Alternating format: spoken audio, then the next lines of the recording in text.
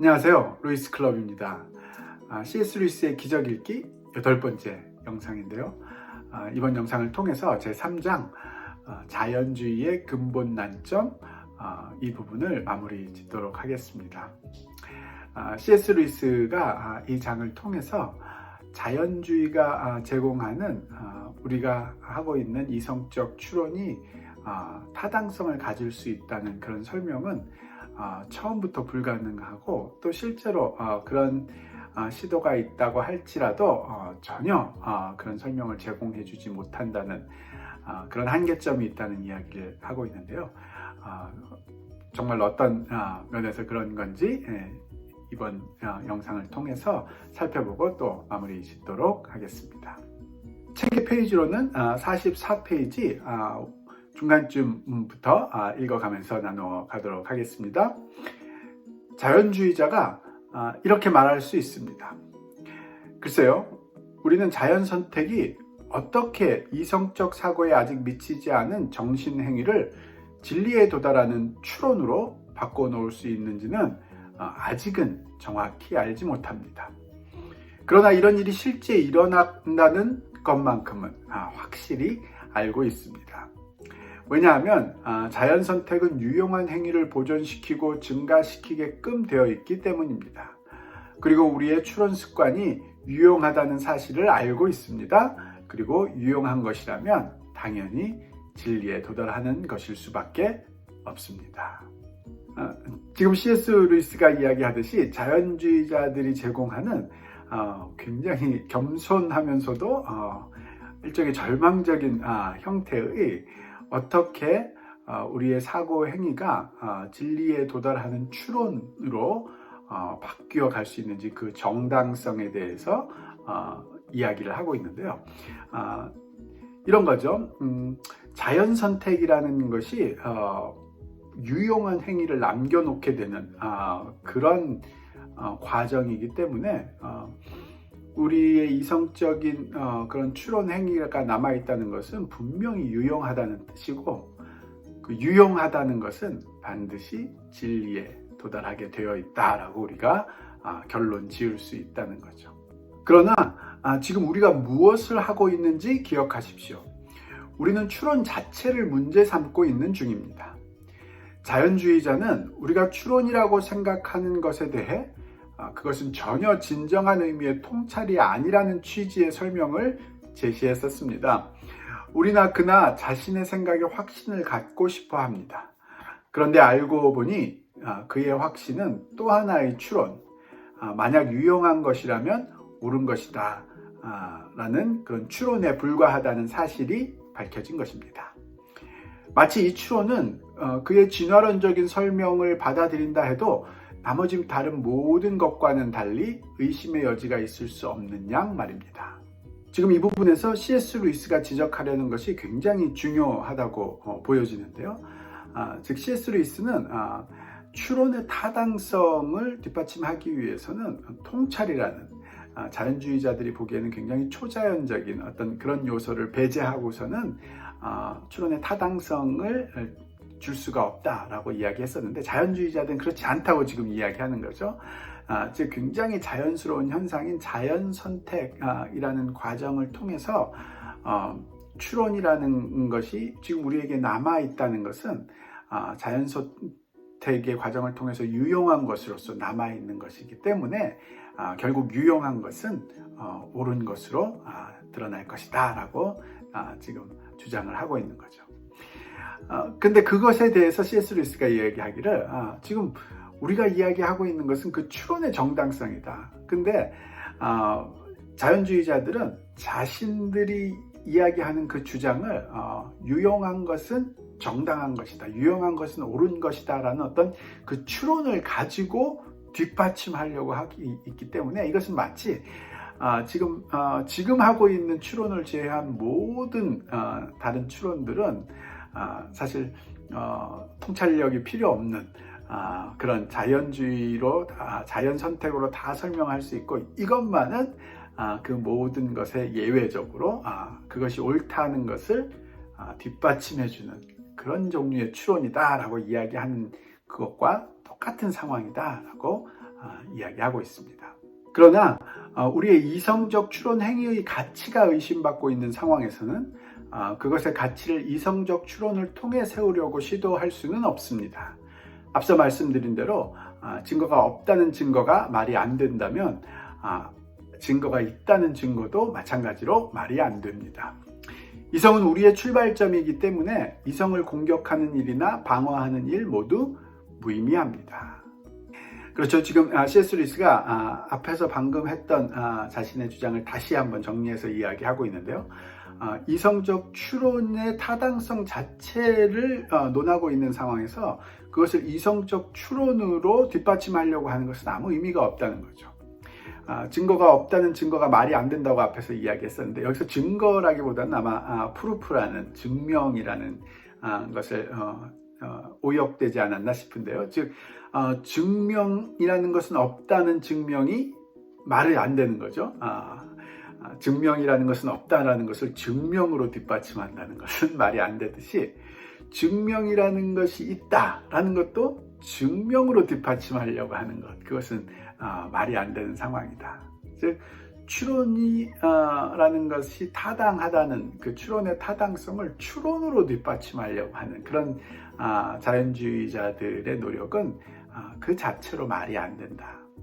즉 이성이라는 그 추론의 형식 자체는 그것은 우리의 출발점이기 때문에 이성 자체를 공격하는 것은 또는 이성 자체를 방어하는 것은 일종의 무의미한 행위일 뿐이다 라고 지적을 하고 있습니다. 만일 이성을 하나의 현상에 불과한 것으로 취급하며 여러분 자신을 이성 바깥에 둔다면 문제 자체를 얼렁뚱땅 넘어가지 않는 이상 여러분이 다시 그 안쪽으로 들어갈 수 있는 길이란 존재하지 않습니다. 지금 C.S. 루이스는 이성적 추론이라는 그 행위를 우리와 떨어져 있는 어떤 삼자적인 요소로 자연 선택이라든지 자연적인 어떤 외부 세계의 과정에 의해서 생겨난 것으로 취급할 수 있는 길이 전혀 없다는 거죠. 또 설령 일단 그렇게 한다라고 치더라도 그러고 나면은 다시 그것을 우리 자신과 연결시킬 수 있는 길이 없다라고 이야기합니다. 이보다 더 겸손한 입장도 있을 수 있습니다. 어쩌면 여러분은 진리에 대한 모든 주장을 다 포기해 버릴 수도 있습니다. 여러분은 그저 우리의 사고하는 방식은 유용하다라는 말만 마음속으로 따라서 그것은 옳은 것이다 라는 말을 덧붙이지 않고서 그냥 유용하다라는 말만 할 수도 있습니다. 이번에는 더 겸손하면서도 더 절망적인 형태의 자연주의자들의 시도인 거죠. 즉 이성적 추론이 유용하다는 것은 분명히 알지만 그것이 타당하다는 것, 즉 유용한 것은 옳은 것이다 라는 그런 식의 추론의 형태는 그렇다면 배제하겠다, 꼭 그런 주장을 할 필요가 없지 않느냐 라고 그것을 제하는 방법은 어떻겠느냐라고 이야기하고 있습니다. 이성은 우리가 뼈를 맞추고 다리를 건설하고 우주선을 만들 수 있도록 해준다. 그리고 그것으로서 충분히 좋은 것이다. 그러나 이성의 오래된 오만한 자기 주장은 이제 포기되어야 한다. 이성은 다만 실용적 쓰임을 위한 보조 수단으로서 진화되어 온 행위에 불과하기 때문이다.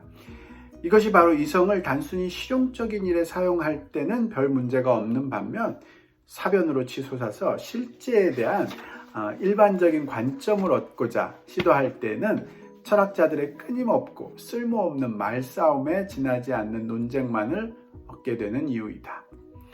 미래의 우리는 좀 더 겸손해질 것이다.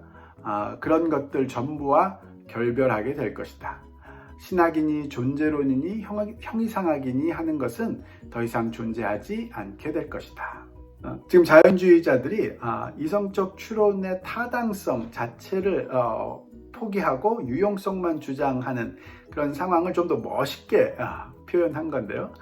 즉 의학적인 분야나 과학이나 이런 부분에서 이성을 우리가 유용성을 위한 수단으로 사용할 때는 항상 좋은 결과를 만들지만 그것이 새로운 철학적 사변으로 변질돼서 실제에 대한 어떤 주장들을 시도하고 관점을 얻고자 할 때는 끝없는 그런 논쟁만 일으키는 그런 상황이 될 뿐이다. 그러니까 우리가 이성을 잘 사용하면 사용할수록 또 시대가 발전하면 발전할수록 그런 식의 논쟁을 일으키는 신학이니 존재론이니 형이상학이니 하는 것들은 점점 더 사라지게 되고 유용성을 주장하는 그런 과학만이 남게 될 것이다 라는 식의 주장을 한다는 거죠. 그러나 만약 그렇다면 자연주의 역시 존재하지 않게 될 것입니다. 왜냐하면 자연주의도 실용적인 문제와 거리가 있고 경험을 훨씬 넘어서는 원대한 지금 비판하고 있는 사변의 주된 예이기 때문입니다. 자연은 감각이나 상상력에 나타날 수 있는 어떤 대상이 아닙니다. 그것은 대단히 먼 추론에 의해서만 도달될 수 있는 혹은 접근될 수 있는 무엇에 불과합니다. 그것은 과학적 실험에서 추론되는 모든 것을 단일한 연동체계 안에서 통일시켜 준다고 희망되고 가정되는 무엇에 불과합니다. 지금 C.S. 루이스는 유용성은 실용적인 것이기 때문에 집중하고 타당성이라는 것은 사변적인 것이기 때문에 철학적인 것으로 여겨서 배제하는 그런 식의 자연주의적인 접근 방식은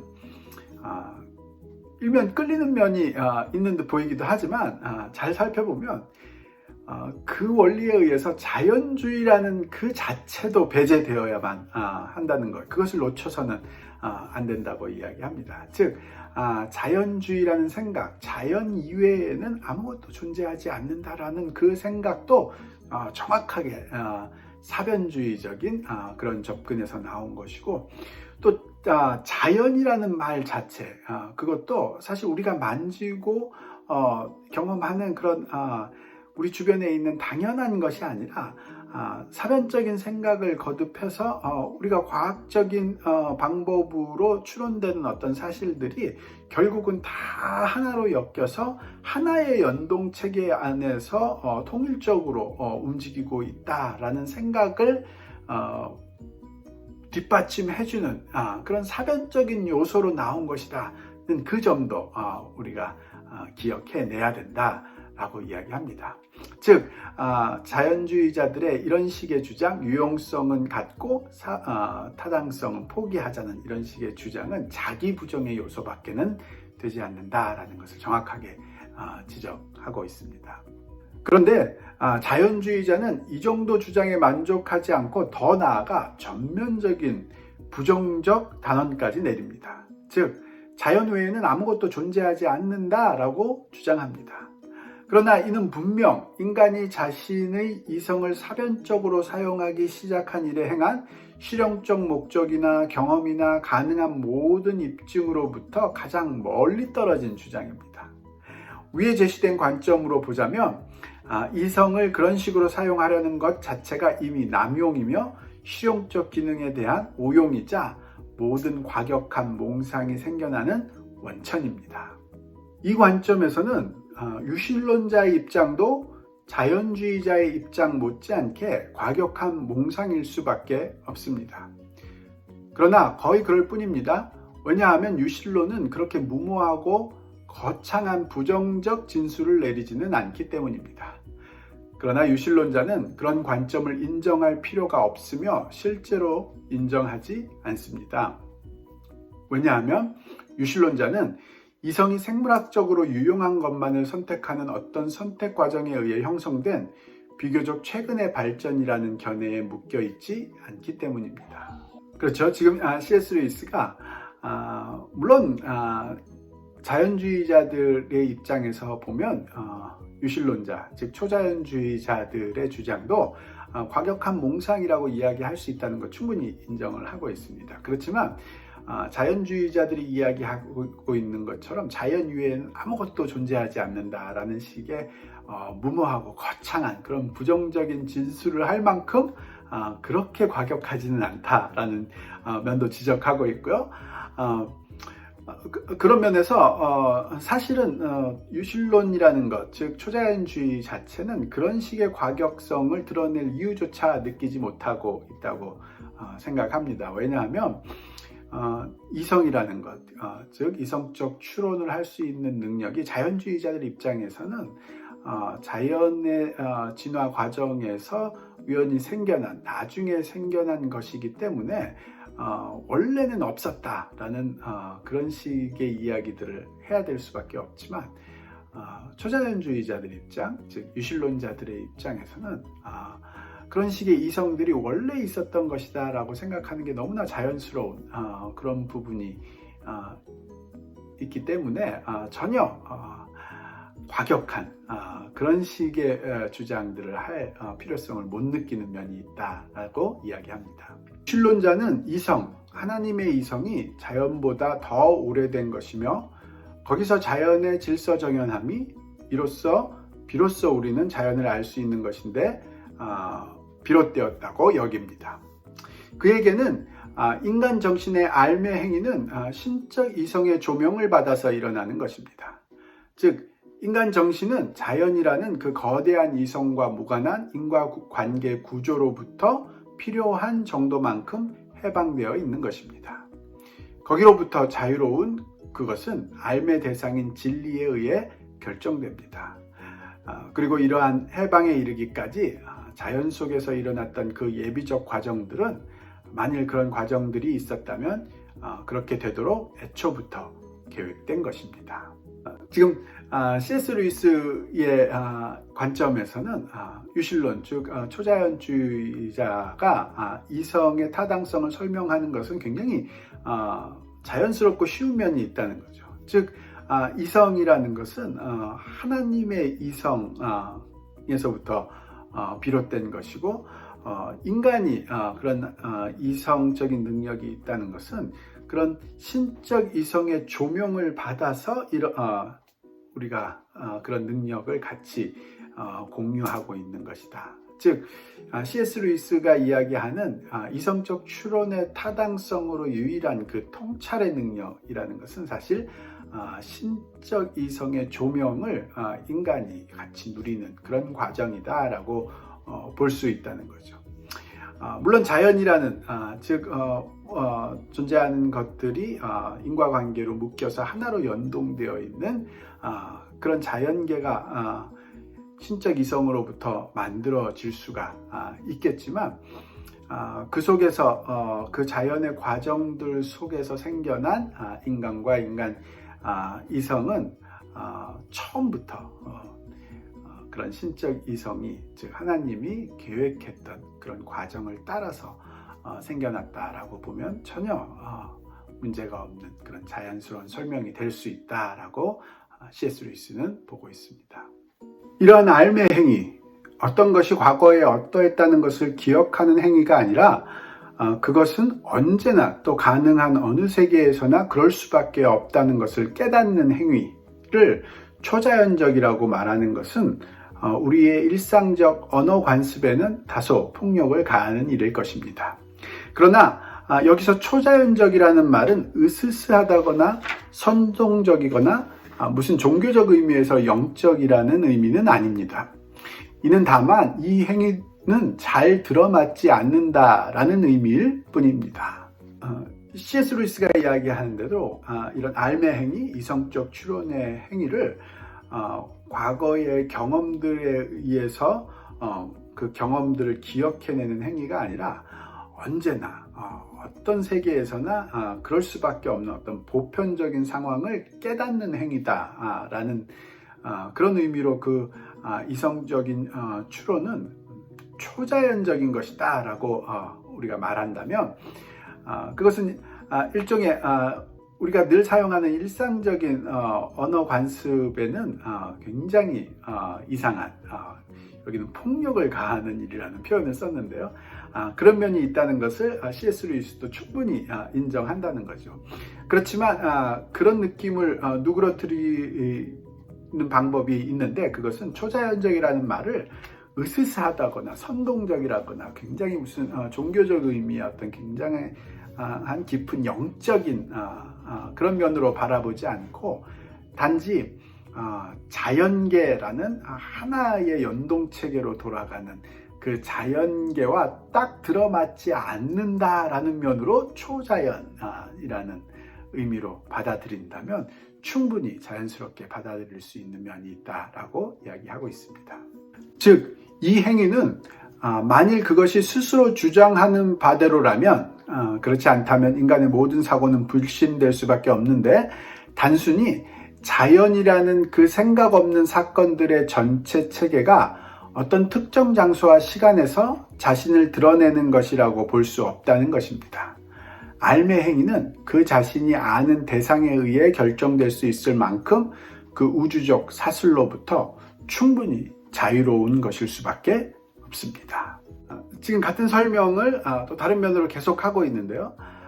즉 이성적인 추론 행위가 스스로 주장하는 대로 정말로 자기가 알매 대상을 통찰함으로써 얻게 되는 그런 행위라는 말의 뜻은 자연, 즉 완전히 하나로 연동되어 있는 생각 없는 그런 연동 체계가 어떤 특정 순간에 특정 장소의 특정 모습을 보여주는 그런 것이 아니라 그 사슬에서 그 연동 체계에서 따로 떨어져 그 연동 체계의 어떤 면들을 바라보면서 그 대상에 의해서 결정되는 그 대상을 통찰함으로써 얻게 되는 그런 행위로서 그런 우주적 사슬, 즉 자연계의 연동 체계의 사슬에서부터 충분히 자유로운 것이다 라고, 즉 초자연적인 것이다 라고 우리가 생각할 수 있다는 거죠. 여기서 우리 머릿속에 들어올 수 있는 많은 이들의 경우 분명 그럴 텐데 어떤 잘못된 종류의 막연한 공간적 이미지에 대해 짚고 넘어갈 필요가 있습니다. 우리는 우리의 이성 행위를 자연의 위나 배우나 너머에 있는 무언가로 상상하지 않는 것이 좋습니다. 그보다는 자연 이쪽 편이라고 보는 것이 좋습니다. 즉, 꼭 공간적 이미지를 떠올려야겠다면 이성 행위를 우리와 자연 사이에 있는 것으로 상상하십시오. C.S. 루이스는 지금 친절하게 사람들이 이런 추상적인 이야기들을 이해하는 방식, 즉 공간적인 그런 구체적인 상황으로 이해하려고 하는 노력들 때문에 이런 초자연적인 의미 또는 이성이라는 자연계에서 동떨어진 자유스러운 그런 것이 있다라는 이런 추상적인 이야기를 마치 자연의 위, 자연의 배후, 자연 너머 저쪽 이런 식의 자연과 멀리 떨어져 있는 자연과 동시에 우리가 공간적으로 생각해 볼 수 없는 어떤 그런 모습으로 머릿속에 상상하곤 하는데 그것은 도움이 되지 않는다는 거죠. 오히려 굳이 공간적인 이미지로 지금까지 했던 이야기들을 이해하려 든다면 나 자신과 또 자연계와 그 중간에 이성이라는 것을 놓는 그런 방식으로 이성 바로 옆에 자연이 있고 또 그 다른 편에는 내 자신이 있고, 그래서 이성이 자연과 나를 연결시켜주는 그런 모습으로 이해하고 그런 모습으로 초자연이라는 그런 개념을 이해하면은 훨씬 도움이 될 것이다 라고 이야기하고 있습니다. 우리가 자연이라는 개념을 세울 수 있는 것 자체가 추론을 통해서이기 때문입니다. 이성은 자연에 앞서 주어진 것이고 자연에 대한 우리의 개념은 이성에 달려 있습니다. 우리의 추론 행위는 전화기가 전화기를 통해 우리가 듣는 친구의 목소리에 선행하듯이 자연에 대한 우리의 머릿속 그림에 선행합니다. 따라서 우리의 이성 행위를 자연에 대한 그림 속에 맞춰 보려고 하면 우리는 실패할 수밖에 없습니다. 우리가 그 그림 속에 넣고서 이성이라고 이름 붙이는 그 항목은 우리가 그렇게 하는 동안 실제 향유하고 행사하고 있는 그 이성과 사뭇 다른 것일 수밖에 없습니다.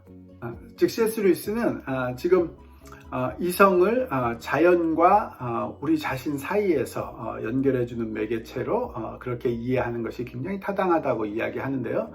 왜냐하면 자연을 이해하기 위해서는 우리가 이성을 통해서 이해할 수밖에 없고 또 그런 면에서 자연주의자들이 이야기하는 대로 그 이성이라는 것을, 우리가 자연을 이해하게 도와주는 그 이성이라는 것을 자연 속에 포함시켜 버리면 아무것도 이해할 수 없는 그런 상황이 되어버리고 만다는 거죠. 즉 마치 전화기 바깥에 있는, 저쪽에 있는 친구의 목소리를 전화기를 통해서 우리가 들을 수 있듯이 우리 바깥에 있는 자연계의 모습은 이성이라는 전화기 같은 그런 통로를 통해서 우리가 이해할 수 있는 그런 부분이다. 우리가 그런 그림을 가지고 이런 상황을 지금 접근해야 된다라고 이야기하고 있습니다. 사고를 진화적 현상으로 여기는 사람들의 사고에 대한 묘사는 늘 그들 자신이 그 순간 행하고 있는 사고만큼은 암묵적으로 예외로 대접할 수밖에 없습니다. 왜냐하면 그렇게 묘사된 사고는 다른 모든 개별적인 경우와 마찬가지로 개별적인 순간, 개별적인 의식 속에서 일반적인, 그리고 대부분 이성과 무관한 자연이라는 전체 연동체계의 작동을 보여줄 뿐입니다. 지금 C.S. 루이스가 사고, 즉 생각하는 행위, 이성적 추론이라는 행위를 진화적 현상으로 여기는 그런 자연주의자들은 적어도 이 순간 자기가 생각하고 있는 그 사고만큼은 자연주의, 즉 자연의 연동체계의 하나의 현상에서는 빠뜨려 넣어야 되는, 예외적인 현상으로 취급해야 되는 일을 늘 해야 된다. 그 부분이 바로 자연주의가 갖고 있는 가장 큰 맹점이고 또 한계다라는 것을 아주 잘 지적하고 있다고 보여집니다. 반면 현재 우리가 하고 있는 이성 행위는 어떤 통찰의 행위, 즉 행위의 대상인 진리에 의해서만 적극적으로 결정될 수 있을 만큼 이성과 무관한 인과작용으로부터 자유로운 지식임을 스스로 주장하며 또 주장할 수밖에 없습니다. 그렇죠? 어떤 면에서는 굉장히 당연한 상황인데요. C.S. 루이스가 지금 지적하고 싶은 것은 자연주의자들의 접근 방식처럼 이성적인 추론의 행위를 자연의 연동체계 안에서 설명하고 현재 자기가 하고 있는 그런 이성적인 행위만 따로 예외적인 것으로 취급하는 그런 오류를 범해서는 안 된다는 거죠. 이성적인 행위라는 것 그 자체가 바로 통찰의 행위, 즉 다른 인과작용으로 연결된 그런 자연의 연동체계 안에서 완전히 자유로운 그런 그 대상에 의해서만 결정되는 그런 이성이라는 것, 그것을 우리가 주장할 수밖에 없고 또 그렇게 해야만 한다라고 이야기합니다. 우리가 그 그림 속에 넣은 가상의 사고는 자연에 대한 우리의 개념 전체가 그렇듯이 우리가 그 순간 실제 하고 있는 사고에 의존해 있는 것이지 그 반대일 수 없습니다. 우리가 실제로 하고 있는 그 사고가 바로 기본적 실제이며 우리는 그것에 기초해서 그 밖의 것들의 실제성을 인정하게 되는 것입니다. 따라서 그것이 자연에 잘 들어맞지 않는 것은 어쩔 수 없는 일입니다. 분명 우리는 그런 이유로 그 행위를 포기하지 않을 것입니다. 만일 포기한다면 우리는 자연 역시 포기할 수밖에 없습니다. 지금 C.S. 루이스는 3장 자연주의의 근본 난점이라는 이 장을 마무리하면서 우리가 자연계라는 그 실제를 인식하고 이해할 수 있는 것은 그것을 그렇게 하게 도와주는 생각하는 능력, 이성적인 추론의 능력의 도움을 받아서이기 때문이라는 거죠. 그렇기 때문에 그 이성적 추론은 그 자연계 안에 포함될 수 있는, 그것과 딱 맞아떨어지지 않는 면이 있을 수밖에 없다. 그 안에서 다 설명되지 않는 그런 면이 있을 수밖에 없고, 어쩌면 그것은 굉장히 자연스러운 일이다. 그 들어맞지 않는다는 그 이유 때문에 이성의 타당성을 포기하는 것, 그것은 우스운 일이고, 만약 그렇게 포기한다면 자연이라는 그 실제 또한 우리가 포기하게 될 것이다 라는 말로 이 장을 마무리하고 있습니다.